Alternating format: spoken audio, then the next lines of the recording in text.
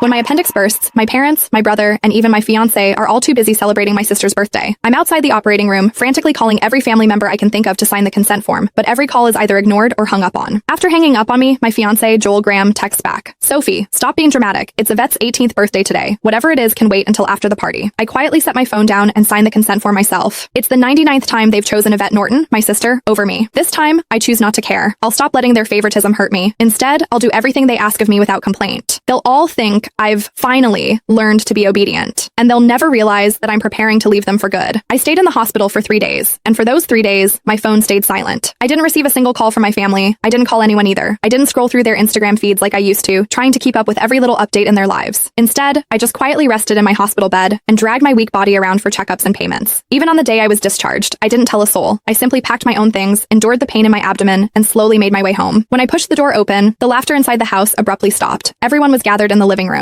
My fiancé, Joel, was sitting beside Yvette with his arm casually draped around her shoulders. The moment he saw me, he pulled his hand back and gave me an awkward smile. "Soph, you're back? Where have you been these past few days?" My brother, Joshua Norton, let out a cold snort. Where else would she have gone to? She just didn't want to show up to Yvette's birthday party. She always has to ruin things for her since she can't stand seeing Vivi happy. I didn't say a word. I just headed straight for my room. Joshua seemed surprised that I didn't argue with him. Normally, whenever he accused me of being selfish, I would break down in tears and desperately defend myself. But this time, I'd kept quiet. My mom rushed over to me with a glass of juice. "Sophia, we were so busy with Vivi's birthday the other day that we missed your calls. Don't be mad at us, okay?" She placed a glass of mango juice in my hand. Although my heart had long since stopped expecting anything, it still ached faintly. I was allergic to mangoes, but Yvette loved them. There was always mango-flavored food and drinks in the house because of that, but no matter how many times I reminded them, no one ever remembered that I couldn't have mangoes. I handed the glass back to Mom and quietly stepped back. "I'm not mad. I'll just go to my room." Just as I turned around, a loud noise came from the living room. Dad abruptly stood up and slammed his hand on the table. He screamed, "Why have you been walking around with that sour face ever since you came in? Your mother already apologized and even gave you your favorite drink. What's with that attitude? It looks like we've spoiled you too much." My heart twisted, and even breathing hurt. Tears blurred my vision, but I still lifted the glass from Mom's hand and drank it all in one go. I then gently set the empty glass down and wiped away my tears. I calmly looked at Dad. "Yvette's the one who likes mangoes. I'm allergic to them, but it doesn't matter. I already drank it all. Can I go to my room now?" "Sophia, why didn't you say something earlier if you were allergic to it? Who told you to drink it? You're so stubborn." Mom panicked and quickly patted my back. Dad looked embarrassed, but he still harshly replied, "You could have just explained yourself. You've always had that unlikable attitude. You're nothing like Vivi. She knows how to communicate." Yvette's voice drifted over from the couch. "Dad, don't say that about Sophia. You'll make her sad." She sounded gentle, but the smugness in her eyes was impossible to hide. Yvette had always used my dullness to highlight her perfection. No matter what it was, she loved comparing herself to me. She would only be satisfied when she got to trample me. I should have felt hurt, but my heart only felt numb. Even when faced with such humiliation, I felt no emotions. Click the link in my bio to get the full story for free.